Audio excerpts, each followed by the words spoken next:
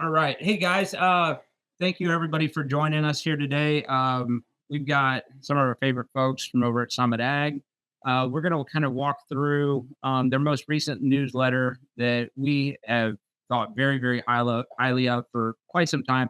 Very well written, really good insight into like immediate kind of what's going on in the ag market, especially for their landowner clients. I think it's very beneficial information for the operators throughout the Midwest as well. These guys cover a lot of great stuff. And so we just wanted to kind of pick through the most recent newsletter that they had put out, post planning update, and just kind of hear it directly from the experts over there of what they're seeing going forward, what they're seeing right now, how the planting has kind of finished up, I would assume, in most areas. But yeah, Joel, Justin, you guys, thank you all for joining us. And what what are you guys seeing out there right now? Want to start? Sure. Well, yeah, it's the background. We send this newsletter out every other month or so just to try to keep everyone up to speed on what grain market activity, weather conditions, and land values, land rent trends are, and then try to throw in a unique topic that is sort of a hot topic in agriculture to keep people informed because there's so much that changes in a little bit of time here in the Midwest. And one example of that would be this first section we talk about the weather. Um, we were in a pretty intense drought situation throughout most of the Midwest last year, and that led to really timely planting in mid April, yeah, or possibly sooner for most of the Midwest. But that really took a change when we had a lot of heavy rainfall occur. And this graphic here shows, especially in Iowa, but in parts of Minnesota and Illinois, the states that we're covering, they had a lot of rain that kind of pushed planting back a little bit. This year, it was for a lot of folks, it was early as they ever planted. I mean, we were before crop insurance deadlines. Guys still pushed the envelope April 10th, 11th, 12th, 13th, and obviously controversial between people whether you should plant or not plant. And this year, that turned out to be some of the best planting dates. So in our area, kind of April 11th, 12th through the 15th was one window, and then we had a little bit of rain, and guys weren't pushing it too hard, and then April 22nd through about the 25th. And a lot of guys were 50, 60% done and thought, hey, it's only late April. We're sitting in great shape. And then we had some record rainfalls and put guys out the field until that second, third week of May. So pretty drastic change in weather events from all the conversations across much of the Midwest were focused on drought conditions and how dry it was. And we needed rain, and we'll get it planted quick, and then hopefully it rains. Now, well, I wish it would stop raining so we can get the last 20, 30, 40% of the crop. So, Yeah, and it's an interesting year, right? In the aspect that guys were able to get in so early, but we're still looking at like one of the latest finishes of planting since like 2011, right? 2019 was behind, but even with the early start, we still didn't get, for the most part, all of it planted as efficiently or timely as what we would have hoped in some. yeah, one of the charts below talks about the planting progress. And on the corn side, I mean, what you hear from, I mean, USDA, the 5-year average, well, we need to be realistic. That does take into account 2019, which was the slowest planting year in the past 12 years. So if you throw that out, we are on the lower end of planting progress. Yep. And I think we've had a couple good weeks. I think we're going to catch up to, I think last week we were slightly above the 5-year average, but there is issues out there in this year's crops. The last few years, every single pothole, I mean, obviously large parts of Illinois, Minnesota, Iowa have potholes that typically don't get planted. Last couple of years, given the dry weather, 100% of those acres got planted. On the drive over on Highway 20 across northern Iowa this morning, you could see several fields that the potholes did get replanted over the weekend, but those acres will be impacted due to the late planting date. Got it. Got it. Yeah. And so, when we're seeing, I guess, kind of the mixed bag of too wet, too dry, back and forth, what are you guys expecting, if anything, that these commodity prices are going to do over the next few months? I think we're sitting at like $4.67 corn today. When I looked earlier, somewhere right in that range. Do you guys see any effect, weather related, or expect any weather related effect on these commodity prices? Great question. I mean, we wrote this letter about 3 to 4 weeks prior to us publishing it last week, and I think we changed the grain marketing section about every single week we went through and redid it. You'd have a grain rally, and then they take it away. I know one day last week, corn was up 10, beans were up 20 or 25, and the next day they took it all away. I mean, there's so many other factors. I mean, globally that are going into these markets that it's very hard to get a handle on. I mean, a lot of risk out there, and all we look at it as just need to do what works for you and your farm. Try to limit risk. Work with your crop insurance agents, your marketing people, and just make sure you have a plan in place. And in some instances, like, I mean, in central Illinois, where I'm based out of, talking to so many of the operators around that, some of these excessive rains, although not necessarily welcomed during the, trying to get crops in, obviously it caused some replants and stuff like that. But we've got a lot of water to make up for from 2023 that we lost, right? Yeah, it's depending on the areas you're in, but this, if you look at this drought monitor map here, that this isn't a subsoil moisture map, but you can see how those extreme and severely drought affected areas have recovered pretty well. The top five, our newsletter kind of hints at the 5 foot of soil has been recharged, but there's definitely areas where rains may be missed too.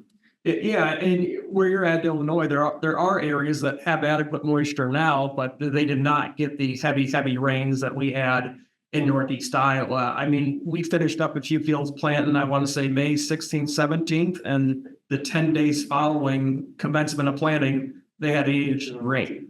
And it was a couple inches here, a couple inches there, but a lot soaked in, but just some big issues. And back to the marketing standpoint, it's going to take, I personally, I don't believe that we're going to see a lot of reaction out of these markets. I mean, they're focused on planning progress, and then obviously the planning report that comes out, I believe, the end of June, that will dictate if we had any prevent plant acres. I mean, that's when the markets will really be aware of what we have for final planted acreage and expected harvested acreage. But it's going to be a very interesting 2 or 3 months. I mean, a lot of guys, I think as we were commented in here, guys are going to have to bushel their way out of it with these lower prices. So hopefully areas that didn't receive heavy rains can still have some very optimistic yields. And where they have had all those consistent rains so far, they're probably going to need to continue to receive those rains here to keep that crop progressing throughout the summer for root development.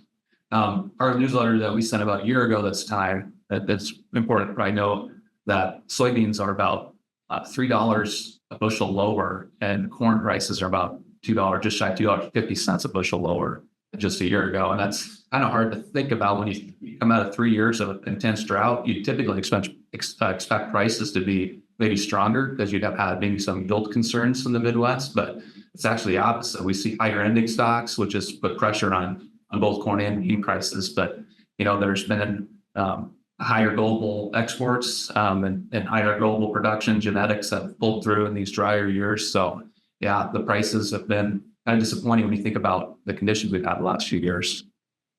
So even in a 2023 year, realistically, the yields were exceptional for as dry as it was, correct?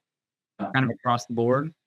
Yeah, so like I said, I think some of this still goes back to, I mean, the past couple of years, even though we've been in a drought, these fields that have, I mean, it's a pretty large portion of the Midwest as potable country, I call it, and 100% of those acres got planted. And on a year like this, those are areas that either have a 0 for a yield or are very subdued. But it seems like we came a long ways with genetics and technology, and we can really weather years like we've had the last couple of years where we've had extreme drought conditions. And we've talked about that. We talk about it internally a lot, but like you're saying there, on just the technology side of the industry in general, whether it be the genetics of these seeds that are much more drought resistant than what they previously have been, even just the farming equipment in general, the precision ag stuff, these combines seemingly getting every kernel of corn or every soybean out of the field, when previously, and I've seen it on my own farm, where my current operator, he has the most up-to-date, you name it, equipment, and there's zero grain left in that field when he leaves. When, previous farmers we've had, different older equipment, possibly, there's an awful lot of grain left at times. And so I think just the efficiency on both the harvesting, the planting, the seed genetics, um, all of this stuff is, very much related to these higher yields that we've been seeing. You guys believe that very much directly related? It all plays a part in it, and I kind of laugh when you brought up the planters. I mean, when we grew up, it was all finger pickup planters. You didn't have sensors on each row unit, so a lot of times you really didn't know if you missed if you had an issue until the crop was up. Well, now with the planters we have, as they're going along, I mean, it's showing you what each individual row unit's planting, and as soon as there's an issue, you get out and you have something plugged or whatnot. But yeah, you still laugh because we work with a few guys, and you come out 3 weeks after planting, and they have one row across an entire 160 acres that didn't come up, and they found the next field, and we came a long ways with technology. Absolutely. Absolutely. Do you guys have any thoughts for operators, especially with kind of in this bearish sort of commodity market, outside of just out yielding these sort of prices? Like, are there any other opportunities for guys to hedge against any of this stuff at this point in the game? I think that comes down to an operator, individual by individual situation. Crop insurance, previous grain marketing, input costs. There is a large range of input costs across the industry, and I think from an operator standpoint, it's really honing in and knowing your cost of production on a field by field basis. Sure. Sure. And through even through our Common Ground Insurance Group, we have this unique product called this CLIP product, which is a cash lease insurance protection that was really designed to protect some of these operators who were forced in a lot of cases, or believe that when corn was $6, these rents could be substantially higher. Well, you got into a lease agreement last year, say on 3-year terms, or the year before on a 3-year term, you're bound to have an issue, right, going into obviously 2024 year, but also 25 year that you've got a contract on. There are some insurance products out there like the one I'm discussing that you can hedge against those higher rents, especially when these commodities, if we get close to that $5 corn, if we see any of those sort of spikes, that guys can lock that in, kind of as a layered sort of technique, even not based on any sort of a yield, but to protect and cover some of those higher rent numbers that has been very valuable for some guys. I agree 100%. And it's just like it goes back to knowing your costs and where you need to get that in at. And unfortunately, I mean, we did have that spike in grain prices a couple weeks. I mean, it's probably been longer than a couple weeks ago, 2 to 3 weeks ago now. And a lot of guys were busy in the field and didn't get a whole lot done. But products like you're talking about, Brad, there is a very good place for them and an opportunity for guys. They have to understand it and know where they need to be at in order to get that in place. Yeah. And it's just a matter of educating people on some of these products that are out there that guys really need to take advantage of. And so I think it's all really positive stuff, though. Being able to buy a product like of that nature and hedge, it's like it would be equivalent of buying a put with no yield sort of bearing on it, no expiration that we were able to offer up until the end of July. And so if we run into a dry spell here over the next 4 or 5 weeks, then maybe we do get a bump. It would be an ideal opportunity for folks to lock in some higher numbers, not knowing what that final harvest sort of price it's going to look like. That yeah. So overall, obviously a slow planting season. Commodities are not spectacular right now. There's so many other factors outside of weather and stuff, and we kind of touched on a little bit. Do you guys see any benefit going forward or opportunity going forward, whether it be different uses for soybeans, corn? I know you guys are involved kind of on a sideline of sorts to, the ethanol and all of this sort of stuff. Do you guys see opportunities going forward for those opportunities of that nature to be a boost to these prices.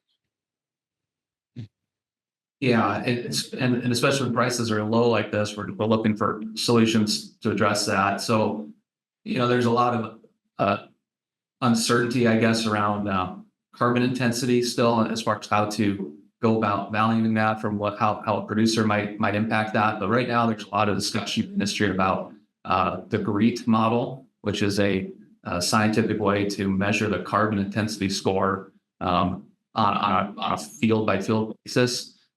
If you can lower the carbon intensity score at an ethanol plant, you can gain a premium from the ethanol that's sold from that plant. But the plant itself can only do so many things to reduce its carbon intensity score. So there is going to have to be some sort of collaboration with farmers, most likely, to whether they implement practices such as cover crops or no-till or strip-till or enhanced fertilizer practices to reduce their carbon intensity, or use manure to increase yield. If the bottom line is, if you're more productive, you get higher yields with less inputs, you're theoretically going to see a lower carbon intensity score. And so if an ethanol plant can buy the corn from that sort of a producer, that will overall lower that carbon score for that ethanol plant, which will then allow them to be eligible for tax credits through the Clean Fuel Act.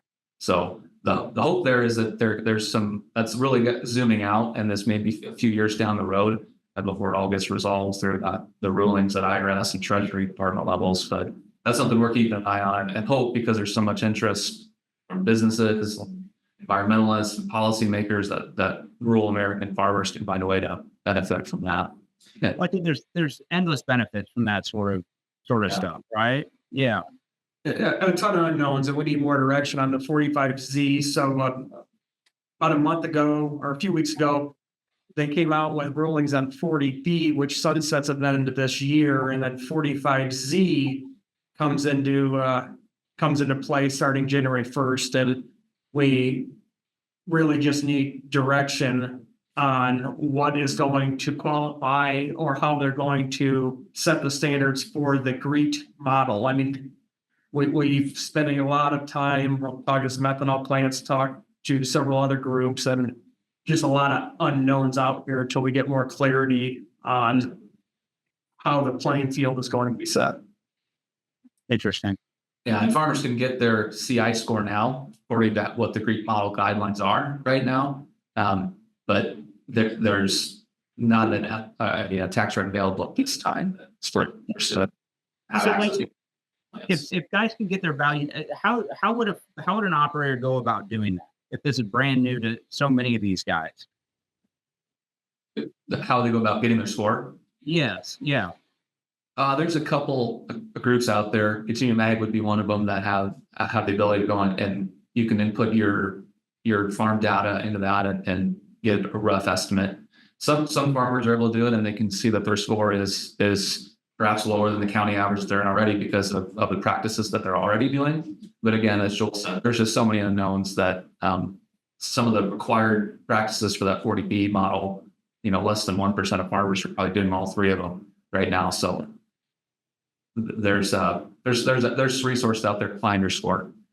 And we actually have the ability to do that here through Summit Ag Management for farmers. So say operators that are farming for your clients, for your landowner clients, you guys are very proactive on helping the farmers as much as you are the landowners in some instances, right? That, we've had several conversations about this. I mean, it's been a hot topic in the industry the past month or 2 months. A lot of truth out there, and also a lot of false comments as well. And just visiting with our tenants, informing them of what we're seeing and how they can prepare themselves to be in the best position possible moving forward, but also educating them and just having a conversation about how this could possibly play out. And at this point, there's several different directions it can go. But overall, yeah, the better the farmers are doing, that'll benefit land values and cash rents, and landowners that aren't crop shares will see better returns too. Well, in land values was something I wanted to touch on with you guys as well. Like, what are you guys seeing currently? Are these commodity prices affecting, or I guess already affecting some of these land values throughout Iowa, Illinois, just based specifically off of what these farms can return as we see softening up cash rental numbers, that sort of stuff. My opinion is, I mean, obviously land values are correlated with grain commodity prices, and it's been that way for years. But at the same time, we've had a huge hitch in commodity prices over the past 12 months, and land values, I mean, according to the RLI, have decreased slightly. But at the same time, as we're going to auctions, visiting, seeing sales results, a lot of it depends on who the neighbor is and who wants it. A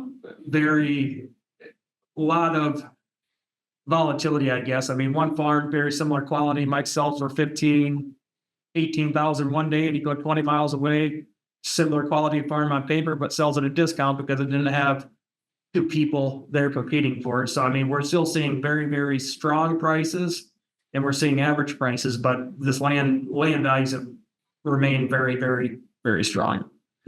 Yeah. And then part of that, because there's been a limited amount of land on the market too the last few months. Typically, when planting activity is and field activity is occurring, there's a little less volume market, so that lower volume might be helping. I'm interested to see this summer how that market changes. Sure. What's your opinion, Brad? I mean, you follow the land market pretty closely as well.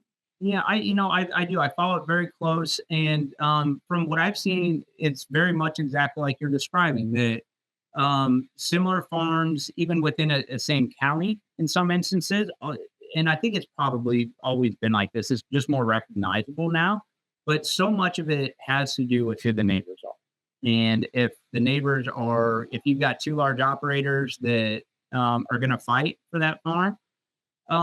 In some instances, especially when these commodities were, the $6 mark, $6.50 mark, a lot of these operators were much heavier on cash. And so I think that was naturally driving some of these prices much higher than what they maybe actually are. In my opinion, from what I've seen over the last few years, is that so many of these high price auction parcels have been purchased by operators, right? That it's one of the neighboring farmers, that the math potentially, if they have the cash to purchase, the math can make sense even at these really high numbers. Now, were those numbers artificially increased because of who the buying pool was? Like, if you would take the active operators out of the equation, would we have seen numbers as high as what we've seen? If it was strictly for investment purposes, if it was a different scenario where it wasn't the operating farmer purchasing these farms, almost kind of knee-jerking it seemingly at times on what the value actually is for that ground. Can you cash flow any of these farms at $21,000 or $22,000 an acre? I don't know. And especially with interest rates where they're at, I mean, for a new operator going out and having to borrow the cash at 6, 7, 8%, you can do the math. It doesn't work out well, but I think you hit on it. I mean, land, I always say, is gold, the dividend, very strong emotional ties to it. My family farms, and like they talk to their financial advisor, a lot of times, and well, you should probably diversify over here. And now that we don't land, we farm, and we're going to buy another farm before we go invest in stocks or anything else. I mean, there's a very close tie between farmers and farmland. Absolutely.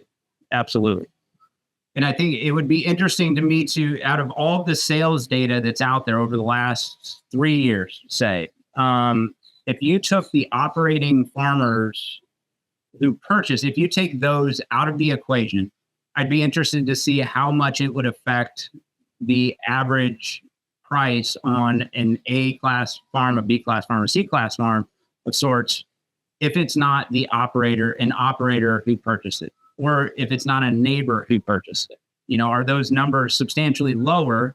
Have they been artificially kind of propped up by the high commodities, fairly low inputs, super low interest rates, 2-3 years ago? Were those real numbers? I guess is what I'm saying. Can those high values be expected going forward in the environment that we're in right now, with the lower commodities, the higher interest rates, the farmers maybe not being quite as aggressive as what they once were? It's, I guess, who knows, right? Sure. Yeah. Well, we just so greatly appreciate you guys. We're huge proponents of Summit Ag in general. We are very, very high on them. The obviously just newsletters of this sort is one of the very few tasks that these guys do for their landowner clients. Having guys of this quality manage farms for folks who are removed, even if you're connected to the farm. There's so much value add in having an active farm manager on your property that, we see immense value for the landowners. From an annual, just understanding what they have, but also going forward, that if a family decides 5 years down the road to go sell that farm, the amount of data that landowner can have from that farm, the value that adds at the time of the sale is, you can't hardly put a price tag on it, in my opinion. And Brad, if anybody that would like to be added to the newsletter, just have them reach out and we could add them to the newsletter and visit more about Summit Ag Management and what we do. Absolutely. And we will be sending everybody your direction to, have one-on-one conversations. You guys explain firsthand the value that you can bring to that outside of me just telling folks that there is value. And that's where I'm headed later today. We had a guy reach out and he's been actively managing his farm for the past 20 years and realizes that he's not going to be able to do that forever and doesn't want his wife to have to bear the burden of it, is in his words. I mean, so going to go out and just kind of talk about what we do, give them an overview of where we see we could add value as far as capital improvements, repairs, visit about lease options. And then for him, he just wants to get a plan in place. He still wants to manage the farm as long as he is able to. But if something happens, he has somebody that he could go to that can take over after that point. I mean, this is a very relationship business. A lot of folks we visit with are 1, 3, 5, 10 years before they need our services. But I just encourage everybody to, if they have any questions about farm management, what we do, reach out and we can have a conversation.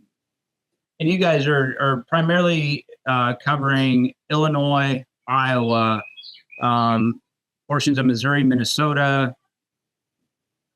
Yeah, mostly Iowa, Illinois, and Minnesota, and then the kind of surrounding states. Missouri was South Dakota, Nebraska. Okay.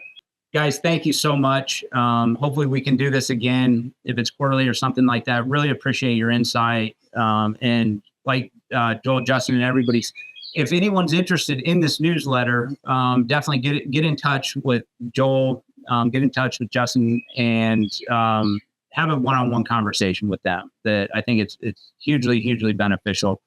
So we'll have their contact information on the end of this, and thank you guys. Yeah, one thing, Brad, we need to introduce Carl, so I'll let Justin do that. He's been sitting here the whole time. But, yeah, I'm sorry. It was a new face there. I wasn't sure. We haven't given that was your tech guy or who that was, your IT guy? Well, he's our summer intern, Carl Ebrelix from Iowa State University. He's an agronomy major there. We started a summer internship last summer with a student from Iowa State. Summit has probably a dozen students throughout our whole company and organization, but we have a farm management specialized position for Carl. So in fact, he probably did 80% of the work for this newsletter to go out. So there's just different projects that he's been helpful for Jill and I to help balance the day-to-day stuff that we do. So Carl's from New York, and he found himself at Iowa State. Nice, Carl. I was an Iowa State guy myself too, Carl. So you're in a good spot there, man. Congrats on that. That's a great internship. And if you did a lot of this newsletter, you're doing a great job. Yeah, thank you. Yeah, pleasure to meet you. And I'm sure we'll be discussing again here at some point.